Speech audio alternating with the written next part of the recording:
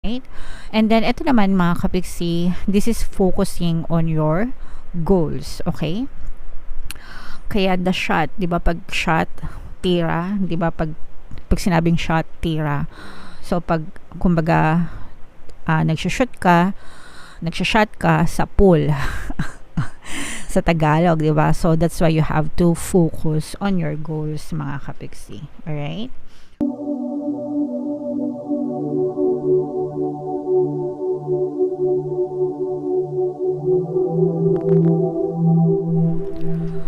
Hello guys, hello Capricorn, welcome back to Pinay Pixie Tarot. Ang pamagat ng ating episode for tonight is Oracle of the Month. Ito yung mga oracle messages natin para ngayong September or October mga kapiksi. Para sa Capricorn, Sun, Moon, Rising Sign, and Venus. Mayroon tayong tatlong set ng deck dito guys. Ito yung para sa spiritual messages. Ito yung para sa life messages. And then ito naman yung para sa love life nyo. Combination guys ng positive and negative energy. Take what resonates guys. Kung ano yung mag-resonate.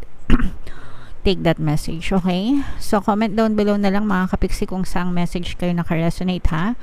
Yung first message natin, spiritual message for Capricorn. Tingnan natin yung mensahe sa inyo ng inyong mga gabay. Break the chain mga kapiksi, ancestral patterns, healing, rewriting the future. So healing, no, very important word dito sa deck na to.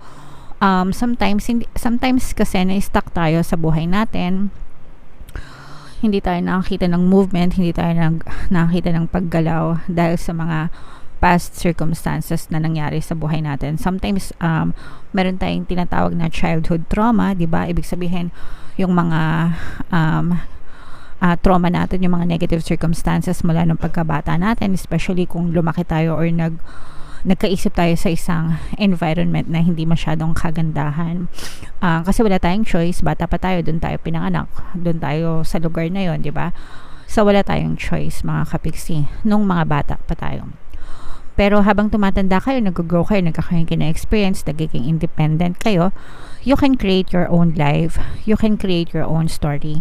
Hindi mo na kailangan magdusa just because of your past circumstances, mga kapiksi. So you have to learn to let go yung mga old stories, old patterns, old habits, old behavior na kinalakihan mo, especially if they are more on negative. Kung positive yung environment na kinalakihan mo or yung story, habits, patterns na kinalakihan mo, okay lang yun. But if it's something na negative like kahirapan, kaguluhan, maingay, magulo, 'di ba? Alam niyo na, you get what I mean.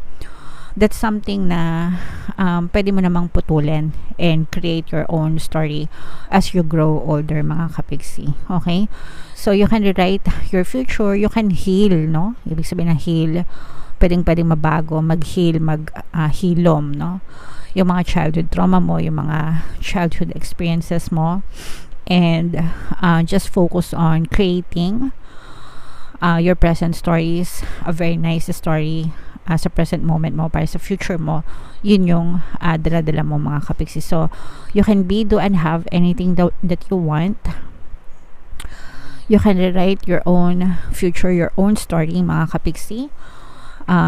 Kung saan ka magbe-benefit, yung maganda para sa'yo, stick to it, and you can experience that in your future mga kapiksi. So you have to let go of the past, forgive kung ano man yung mga kailangan mo i-forgive and forget, and move on, moving forward, and create the story, desired reality in your life. Okay? Alright, so comment down below guys if naintindihan nyo, and sana naka-resonate kayo mga kapiksi. Ibig sabihin lang nito, everything is changeable and malleable. Pwedeng mabago yung story mo, yung kapalaran mo, as long na gugustuhin mo kapiksi. Okay? Alright. So, yan ang iyong spiritual message. Dito naman tayo sa life messages mga kapiksi. Bubunot tayo dito ng dalawa. Habang sinashuffle ko to guys, panoorin nyo muna tong video natin regarding sa ating paano mag-manifest ng abundance video course. Kapiksi, sawa ka na ba sa mga struggles at hirap sa buhay mo? Masipag ka ba at masikap sa buhay ngunit hindi ka pa rin umaasenso? Ilang beses ka na bang nag-attempt mag-negosyo at mag-invest pero palagi ka pa rin nalulugi?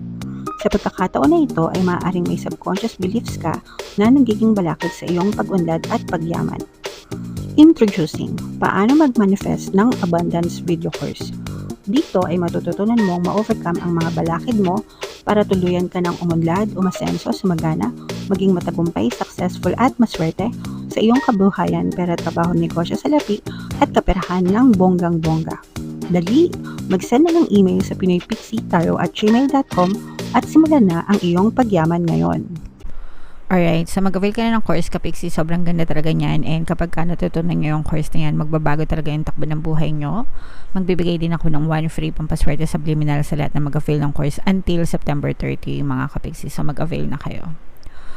So ito yung mga messages, live messages para sa inyo guys. We have the watery and the shot message.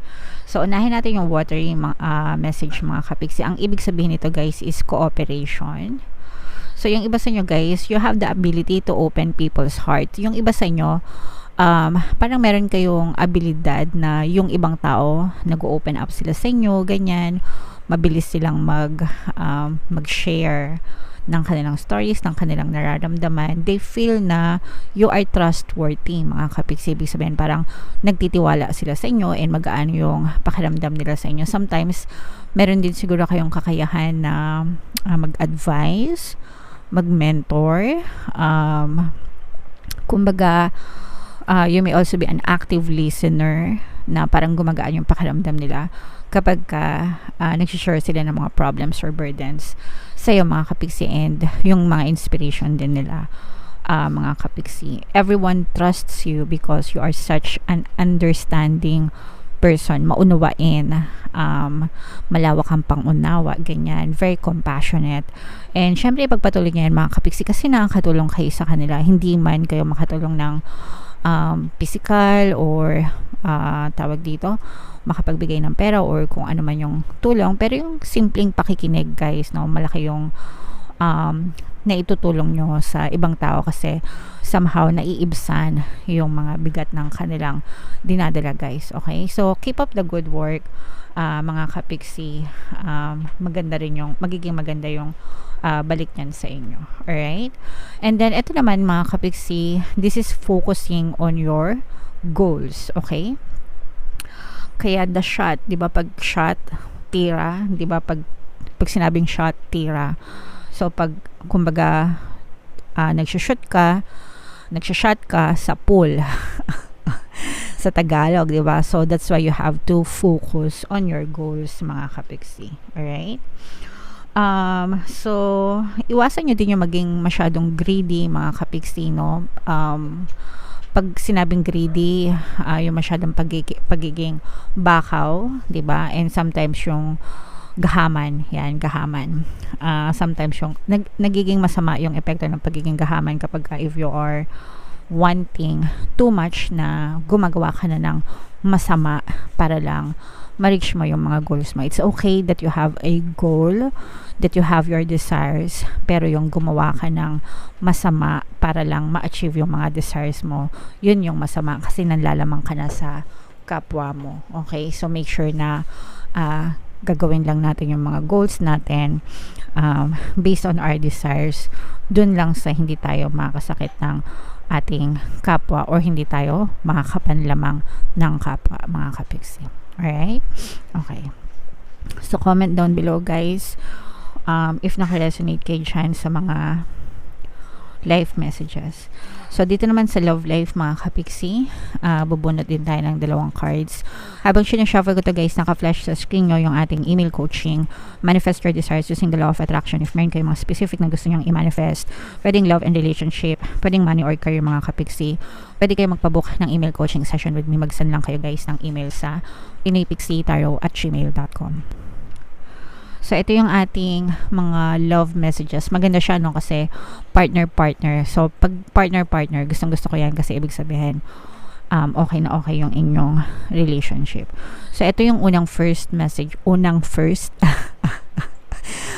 message natin mga Kapixie. Sexual union for adults only mga Kapixie.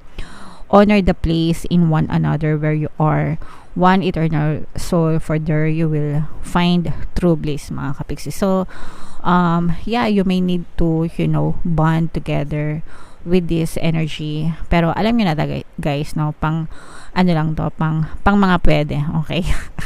Pag hindi pwede, wag ipilit, alright? And then, yung next na message para sa inyo guys, we have forgiveness. Okay, so ito yung very, very, very, very important. So, stop focusing your energy on past events. For life is too precious to waste. You create your reality by what you think, dream, and imagine. So, very important guys yung forgiveness, especially kapag may mga nangyayaring hindi maganda between you and your partner or your specific person. Kasi kapag meron kayong mga negative emotions like galit, anger, hatred, grudges, mga hinanakit, mga reklamo, mga complaints, ganyan, yung mga negative na emotions na yun yung nagsisilbing block or balakid para magkaroon ka ng harmonious na relationship with your partner. Okay? So, you have to understand na may mga times talaga na hindi kayo magkakaintindihan, may mga times na mag-aaway kayo, misunderstanding, pero importante yung pagkakaroon ng acceptance, forgiveness, and syempre, forget. Very important yung forget. Kaya nga palaging may kasabihan, di ba? Forgive and forget. Dapat kinakalimutan nyo rin yung negative na nangyari. Kasi kung hindi nyo kinalimutan, mabibring up siya sa future, tapos magsusumbatan kayo, di ba? Ibabalik mo na naman yung nakaraan. So it's going to be a never ending cycle na paulit-ulit lang na mag-aaway because hindi makalimutan yung negative circumstance. So pag nangyari na sa past, tapos na, nag-forgive ka na, dapat kalimutan mo. Kasi kung hindi mo kinalimutan, you didn't totally forgive the person. No? So ano yun, parang ipokrito lang kasi sabihin mo, pinatawad mo, pero hindi mo makalimutan. So, hindi mo talaga siya pinatawad because hindi mo kinakalimutan yung masama niyang ginawa, di ba? So, dapat you forgive and you forget. And at the same time, ikaw din yung magsasuffer pag hindi mo kinalimutan. Why? Because, sabi ko nga, pwede ulit siya ma-bring up. Pag na-bring up siya, magsusumbat, di ba? So, magsasuffer yung relationship nyo, ikaw din yung magsasuffer. Okay?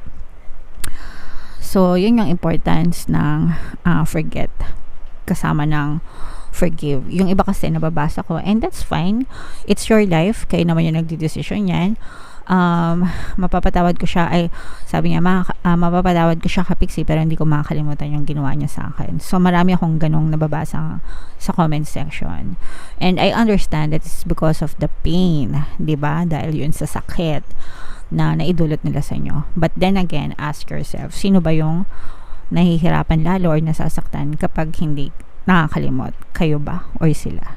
Sino yung nagsasuffer? So, ask yourself that. Okay? Alright.